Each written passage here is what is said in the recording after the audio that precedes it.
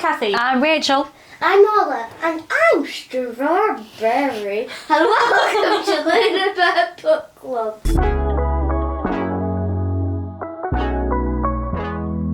Today we are talking about the Dragon Reborn, which is book 3 in the Wheel of Time. We're doing this review as kind of a reread and revisiting the book. So lots of spoilers and probably not a very structured video. These are just things we noticed, appreciated, questioned on a reread. Yeah, we're just rambling. Yeah, just a WoT ramble, as you will. Let's see if we can remember the overall plot. Do you want to say something? Yeah, sure. So we start with, well, the prologue starts with the White Cloaks. We don't care about them though. So we start with Rand, Perrin, Min, Moiraine and Lan and the Shinorans. They're all together. Is Loyal there? Loyal's there because Loyal goes with them. And they're in the mountains. Rand accidentally causes an earthquake and then runs away because he keeps killing people by accident. Or people keep dying because they're in close proximity to him and he feels bad and he wants to just get the ball rolling. So he runs away and they all follow him. Yes, because he's stuck, isn't he? Because, like, he knows people are fighting in his name at this point because those people have seen him fight at Farm. But Moiraine keeps saying to him, yeah, but you can't go and help these people because the moment you make yourself known, more people will come and attack them. And Rand knows that's true, but he's cross about it. And he still feels like there's a small chance that he might not be the Dragon Reborn. And he wants to know for sure. Does he? Oh, I think so, because because during this story he becomes more and more obsessed with getting Calendar, then he'll know. Okay. Yeah, that's fair. So even though the book is called The Dragon Reborn, we don't see a lot of Rand. He appears maybe, 4 times? Yeah. Before the big showdown at the end. But he's been hunted on the road by a load of dark friends. Yeah. And he doesn't feel great about that. But what's he leaving behind him? A trail of... Is that what you go? Yeah. So he's leaving behind him a trail of weird incidents, because wherever Rand goes, the pattern gets pulled in really obscure ways. So either people just start marrying one another en masse, or like terrible things happen, or there's attacks, or there's like dark hounds chasing him. So there's a trail of chaos for Moiraine to follow. Yes. So Moiraine, Lan, Perrin, Loyal set off to follow him. Yes. And they find it really easy because he leaves big things in his path. But before they go, so this is a note that I made. So Min says to Perrin before they leave, because Moiraine sends Min to Tarvalon to pass on a message. So Min says, "You're a very nice man, Perrin Ibarra, even if you don't understand anything." Yeah, I feel like Min starts off this book quite well, and I also noticed early on, because I also made a note at this point, I said, I'm feeling more sympathetic to Rand this time. And Rand says, being with Min was like balm to his wounds. Oh. So I feel like Rand and Min have a very... Well, yeah, but she's just annoying, isn't she? She does have her annoying moments. But I feel like Min's at her strongest as a character is when she's actually with Rand and when they're together. Yeah. So... yeah, I like that relationship dynamic between Rand and Min. And also there was something in these early chapters that it's important to note. Whilst at the camp, they do some fishing, and Moiraine turns out to be excellent at fishing and catches a whole load. And I just wonder where she could have learnt that from. Who knows? It's a mystery. It's a mystery. So yeah, I like that. I did not notice that the first time round. On their journey, who do they pick up? Gaul. No, they pick up an Aiel. Oh no, they rescue an Aiel. Well, yeah, they do rescue Gaul, that's true. But when they rescue Gaul, who do they pick up? Fael! Forgot about Fael. My gal, you forgot about my gal? Ugh. I love her. She's so funny. She just makes me laugh. Yeah. Fael's there. She's on the hunt for the horn. I'm really just on a hunt for an adventure. Yeah. Spots our group and goes, that's where there's an adventure, and just like forces her way in shamelessly. And you gotta respect her for that. Yeah, and is instantly attracted to Perrin. Oh, and I also love, before Min and Perrin part ways, Min tells Perrin, I see a vision of like a falcon on your shoulder.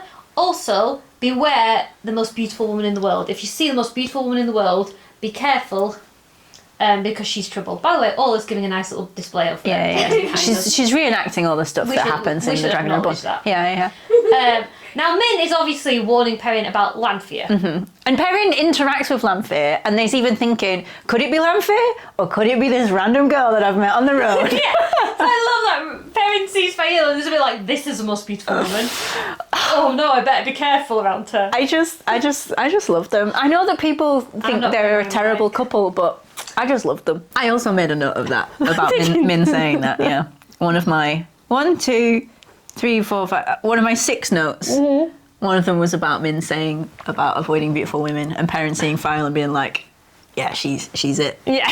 She is trouble. So yeah, I love Perrin and Fael together.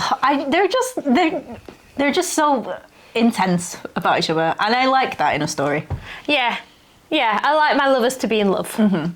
And I just love how accepting Perrin is of it at the end. Like, he's resistant to it throughout, but then when she falls into the trap and he goes into the wolf dream, and Hopper's like, my dude, you hear too strongly, you're gonna die. And he says, if I don't free the falcon, I don't care. Yeah.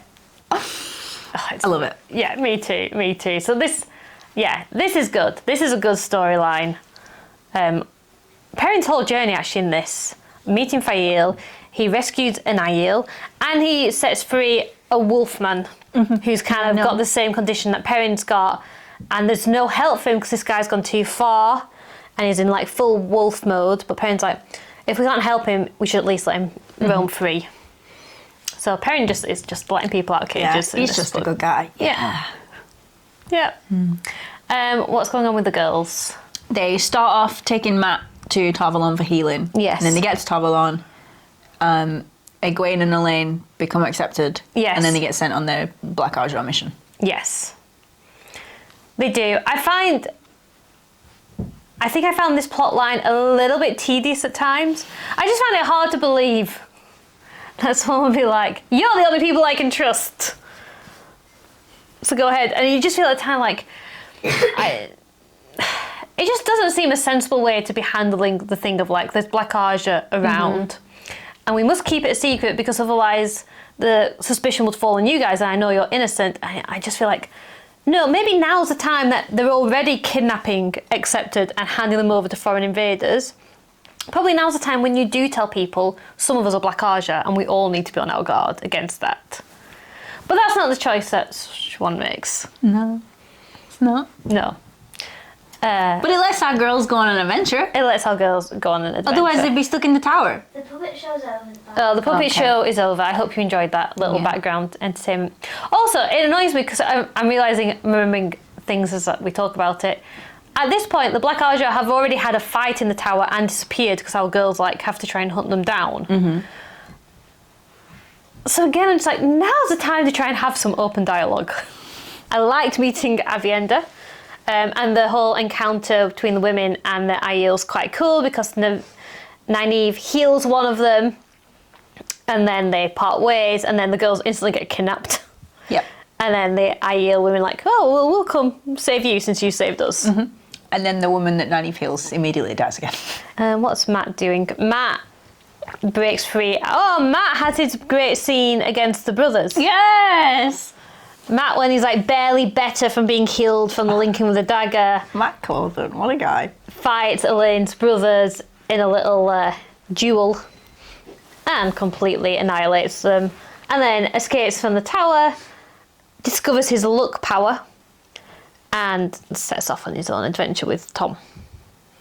Not quite. So he's given a letter by Elaine to send to her mum to stop her mum worrying. So he's going to deliver that. Oh yeah, and then he does. And while he's in Camelin, he discovers that Ravin is going to try and get the girls killed. So then he goes to Tyr to rescue the girls. Because as much as he would like to disagree with the statement, Matt Cawthon is a hero. He is a hero. He's a loyal friend. And he does put others first above himself.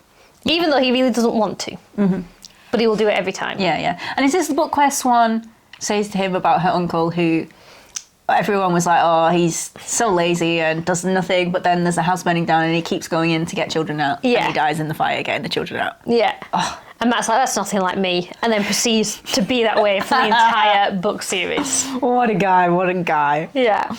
He's funny. So the big thing about this book is like really everybody is off doing their own thing. And even though Rand is out of the picture for most of it, because he's a Dragon Reborn and he's fixated on getting to Tyr to pull Calendar, the sword from the stone, to prove once for all, like, I am the dragon. Everybody else is like pulled by his energy to Tyr as well. Yeah. So the girls are going to Tyr because they think that's where the Black Arjar are. I mean, even though that's a trap for them, that's still being pulled to Tyr. Perrin's following Rand, and Mat ends up there too. So like they can't help it, even when Rand's not in the book that much. Yeah. Rand's still the centre. And I think this is the last book where they are all together at the end, right? Oh yeah, it might be. Because in book 4, Perrin goes home. Yeah. And then he spends most of his time at home or then off doing other missions for Rand. Yes. Do you know what I found really interesting? I did make a note of this. So Mat, throughout the book, keeps it keeps being mentioned about his old blood and his ties to Emond's Field and all these kind of like big connections to home. And it's not Mat that goes home. It's Perrin. It's Perrin. Yeah. And I feel like Mat's being built up to go home, like with all the character tidbits and stuff, but he doesn't. Yeah. I just thought that was interesting. That is interesting. I'm not so far. Because I don't think we ever see Mat go back to the Two Rivers. I don't think so, no. But Perrin like kind of becomes the lord there. I've written a note. It says 20 to 24, yes. Now, I don't remember what happened in chapters 20 to 24, but apparently when I was reading it, I really enjoyed them. I really liked the book. Yes. I think it's a really solid book. And I know you said you found it a bit tedious with the girls, but I still think there's lots of things happening to keep you entertained. Yeah, there's lots that happens overall. I think, unfortunately, the girls have a dynamic that, to be honest, all of the Wheel Time gets it in parts, but Robert Jordan is like really doesn't want you to miss why it is like certain characters are falling out. So sometimes they'll have the same thought over and over again. So like the girls are like, oh, Nani's being cross and domineering again, or you know, Egwene just wants to learn. Like I do get it. We can just carry on with the plot and I'll be there. Or like they're going on about like we can't trust anybody in the tower. Like yes, you can't. But feel free to sit around and talk about it for another hour. You know, it's fine. So I think sometimes that the bickering winds me up sometimes because like it happens a lot. So maybe that's why I find it a bit tedious. But the girls have some really good sequences too. Like the sequence of when they meet the Aiel and then they get kidnapped and then they get out of that situation. That's all really strong. And they learn stuff as they do it. Like that's the first time that we learn that people can be drugged to like not only gives them a really big headache and passes them out, but stops them channeling. It stops them channeling. Yeah. And like that's gonna be a huge thing later on, and we just get like a little snippet of it here. And Nynaeve channels Balefire. Yes, I forgot about Just that. randomly. So does Moiraine, but not randomly. No. Moiraine does that on purpose. She does it on purpose. She's so scary. And there's also the big scene where Mat rescues the girls in Tyr and does not get his thanks. Like gets told like we're pretty much on the verge of rescuing ourselves anyway. And I mean, if they had been left alone, I think they would have got out eventually. But you should still say thank you. Yeah. You might have started, but you hadn't finished it. Yeah. He saved you a lot of time. Yeah. Oh, here comes a cat. It's like she's eating your head. And yeah, Mat literally like ran across the country to go save them. He deserves some credit for that. Yeah. A great personal risk as well. Yeah, absolutely. And he's taking on Forsaken for them. Yeah. Yeah, come on, girls. Poor Egwene is properly traumatised. Oh, because yeah, absolutely. like this book starts pretty much straight away after she's just been rescued from several months of being a captive of the Seashan? Not Seashan. I say Sean-chan. Sean-chan. But you say it how you want. I say different things every time. I know. So yeah, she is properly traumatised and she keeps saying, I'll never be cold again, I'll never be imprisoned again. And that trauma is very close to the surface. And I feel for And they her. get captured multiple times through the book. Yeah. Poor girl. And she's also learning her dream weaving, like dream walking. Is it in this one where she sees Perrin in the dream chaining himself to a pillar? Or is that in book 2? I think she does see him in the dream. Yeah, I think she does. I think it is this one. Okay. Because I think she sees him and then she sees Rand. Oh yeah, and Rand shoots at her. Yeah, because like, and again, this is an annoying thing that I feel like the girls do more than the men. So she sees Rand, he's like freaking out, and she's like, no, it's me. And he's like, no, everybody's out to get me. Everyone's out to get me. So Gwen's like, no, you're being ridiculous, and then tries to use the power against him to calm him down. At which point he freaks out and nearly kills her, and she has to run away. And you're just like, what? Why would you do that? They are quite. They think they know better than everyone. Yes. Yes, they do. And sometimes the men do too, but they're not as bad as the women are in this, as I like our main women characters. So yeah, I was like, why would you attack Rand in the dream world? Because like, if you could just talk to one another right now, that could be a really interesting scene. But poor Rand, just again, he's traumatized. He's traumatized, and he's experienced like in his dreams. In Rand's dreams, people are coming in the appearance of his loved ones and then trying to kill him. Yep. So Rand is quite rightly freaked out. But Egwene just doesn't listen. Egwene, come on. Oh yeah, I wrote, Fael, cool, seeking her own adventures, staring at Perrin. And Perrin's like, why is this girl staring at me? I think Moraine's like... She says you got a good set of shoulders or something. She really says like, because you're hot. Oh, like strawberry. Moraine's like, yes, Perrin, we should be on alert for dark friends, but also sometimes women stare at men when they think they're hot. and like, you're a young man and this is a young woman. Like... Oh, she fancied poor you. Little sheltered village boy. So I've just started listening to The Shadow Rising, and you've already listened to it. But when I downloaded it on Audible, I must have been looking back for something, because when I started playing it, it played in the Golden Ash chapter when he's writing the letter to Fael. Oh. He's like, when the sun shines, that's me smiling on you, or something like that. What a man. He's so good. Yeah. And Perrin being so desperate to save Fael at the end when she falls into like that dream trap. It's just very, very good. And I like that it establishes just how much he loves her and that they're together. Which does set up something that becomes very annoying in the next book when he then tries to distance himself from her. Not a fan of that, but we'll talk about that when we get to The Shadow Rising. Yeah. Is there anything else you want to say about Dragon Reborn? Just that I like... Nynaeve's exploring her block, that the rules around her blocking is being established very early on, and we're realising that she needs, one, to be angry in order to channel, and two, the second thing she relies on is actually her herbs. Yeah. So when she's trying to heal the Aiel woman, she's asking for herbs, and like Elaine's going, her herbs will not do anything in this situation.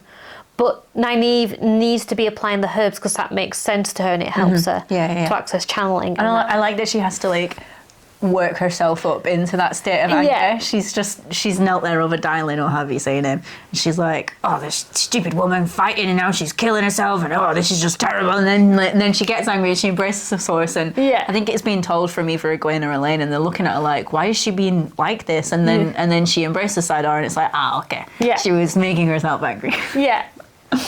I like that while she's doing that, the Aiel are very like scared themselves because they're scared of Aes Sedai anyway. And he's like acting really furious with them.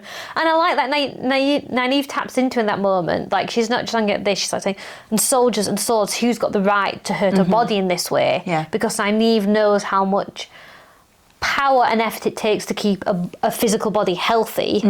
Like she just acknowledges like the tragedy of it when bodies are ripped to shreds by war and fighting. And I just think like she often taps into like a deeper humanitarian view of the world. I like Nynaeve. I like Nynaeve too. I again maybe thought, and I think I struggle with this in nearly every Wheel of Time book, whenever the battle finishes with a fight against the Forsaken, it just doesn't interest me that much. I like the big war battles, but when it's like a duel, a one-on-one duel, I think because so much of it is like, and then I attacked with the power this way, and he responded with the power that way, and then the power's doing this, the power's doing that. I find that really hard to mentally understand and like to track and visualise, and I end up like reading and not taking it in. So I always struggle with those kind of dueling climaxes to the books. So it was annoying that it ended for one of those. Even though there's still, because this is the one, isn't it, where Rand... Oh, hang on. Is it in this one? Is it in the beginning of next where he tries to heal a girl who's dead? Beginning of the That's next the next one. Yeah. Beginning of the next one. The Trollocs fight. Yeah.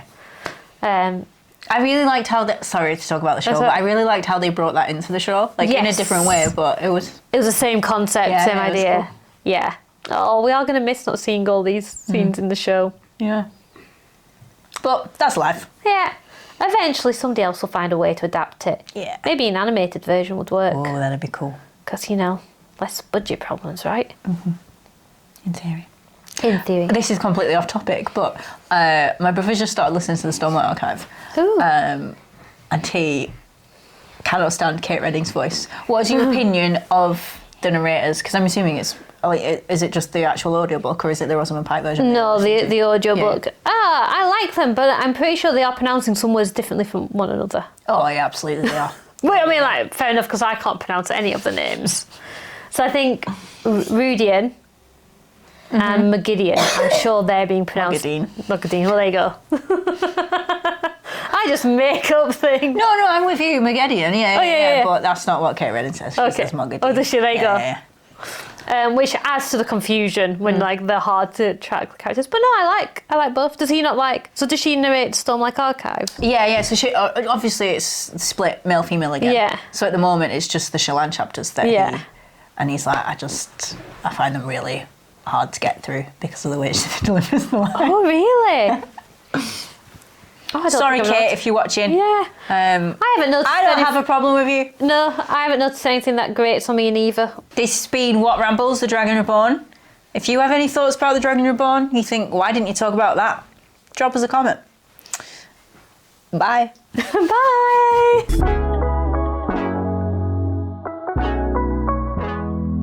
Sorry. Oh, we're recording. Yes. Today we are... Let's start that without saying at the beginning.